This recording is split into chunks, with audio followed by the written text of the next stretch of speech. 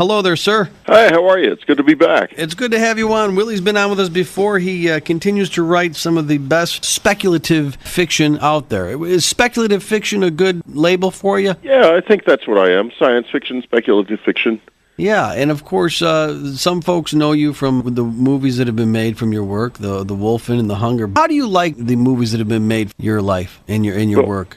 I think that the movie of The Day After Tomorrow, which was based on my book Superstorm, was the best movie that's ever been made from my books. Right. But Wolfen and the Hunger are both very cool, and they stand up beautifully. They're old movies now, but when they come on HBO every once in a while and I see them, I think, boy, they did something right. They're good movies. Yeah, very, very artsy, very timeless. You say. Yeah, very fun. Yeah, yeah. And Warner Brothers is working on a remake of the Hunger. Oh, are they? Yeah, which would be, they're sort of moving slowly with it, but I think they've got a script written, and I'd love to see them make it.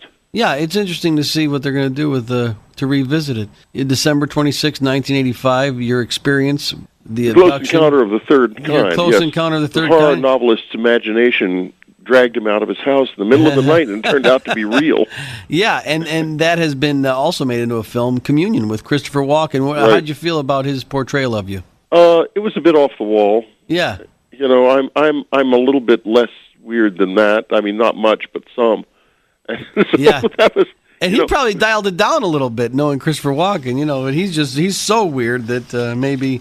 Who would you like to have seen play you? Who would you like to see you play you in another movie? Oh, gosh, now you talk about an out of the question sort of. I don't know.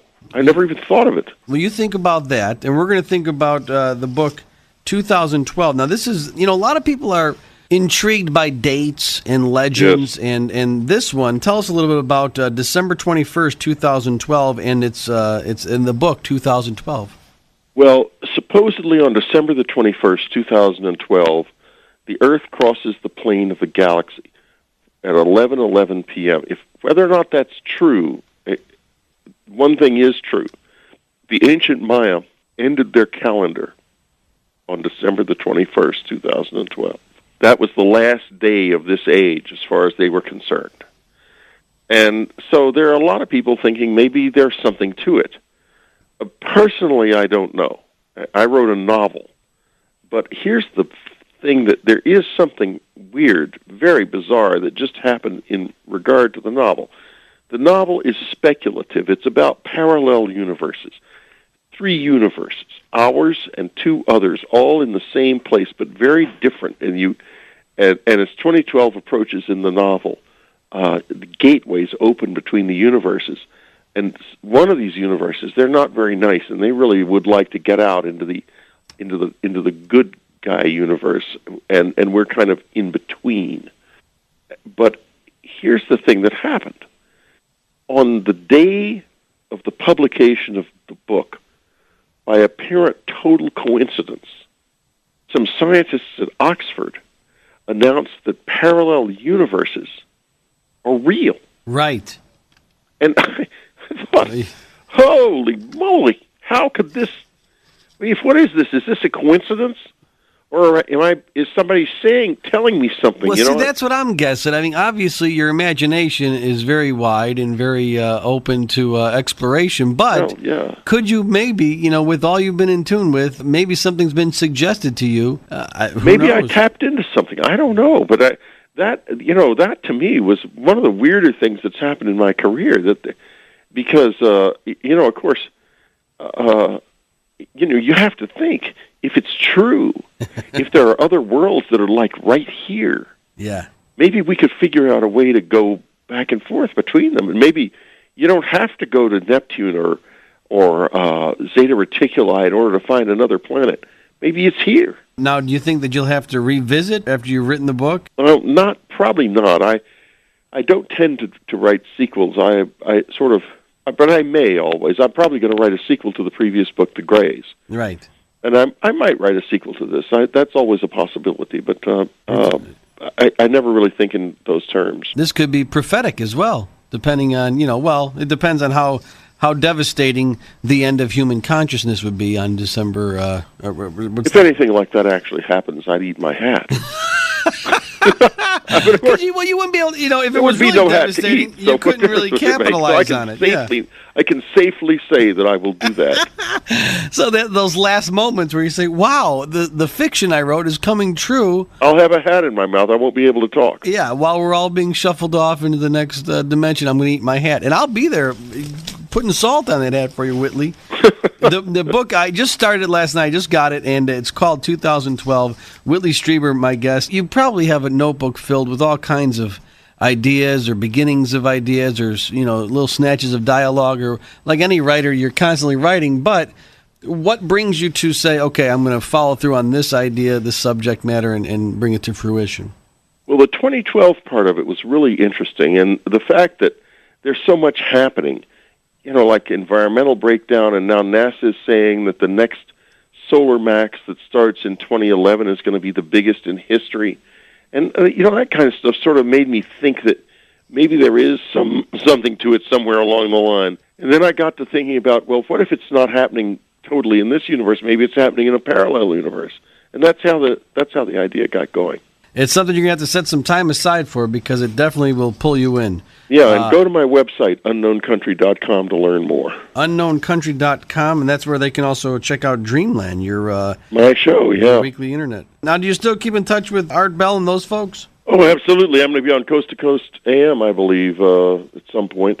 We carry them at night, so... so I'll be on, I think, on October the 4th. Cool. We'll mark our calendars for that. And on the movie scene, we've also, all your stuff gets optioned. That's a strange, you got a moment to talk about that? When Hollywood options your work, it's kind of like giving up your baby, isn't it? Well, it depends entirely on the people who option it. The people who optioned the Day After Tomorrow, they called me occasionally for technical questions. Mm-hmm. The people who optioned the Grays, I was heavily involved in the creative process, and they wanted me around. I went to meetings and worked with the screenwriter and stuff. 2012, they just optioned it a few months ago, and I don't know, honestly, whether or not how it'll work. But it depends entirely on the creative team as to how they want to use the novelists. Some not at all, and some have want heavy involvement. Right. And what about writers? Does it move you? The writers who move me? Yeah, who do you seek out? Who really excite me? Well, I have a very weird relationship with the science fiction novelist Philip K. Dick. Oh, yeah. And I also have a fascination with ancient Rome, and we sort of have similar themes. The strangest thing is that, just by coincidence, his estate and his agent, his former agent, who was his close friend, is also my agent. So there's a real connection, yeah. There's a connection. I also like the work of, writers like Robert Silverberg and Robert Heinlein and Orson Scott Card. I really enjoy good, exciting, speculative fiction. Right.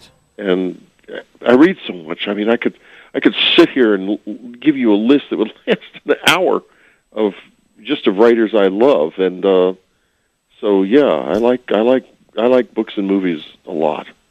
And you've had a very successful career, and you continue to be successful. I always, for the people who out there who are writing that first novel or still working on their great American novel, I always go back to Clive Barker's advice. He said, and I'm paraphrasing, obviously, that people love the idea of going to bookstores and signing their autograph on books and seeing it being published and going on talk shows. But it's the getting around to the writing that once they start to do it, they realize that it's extremely hard work. Give us a reality slap of the world of writing. Well, the reality slap is this. Most people can't and will never be able to write. And there are a whole lot of reasons for that. It is the main one being that people don't realize that writing a book or a script is a craft, and you belong totally to your reader, not to your story.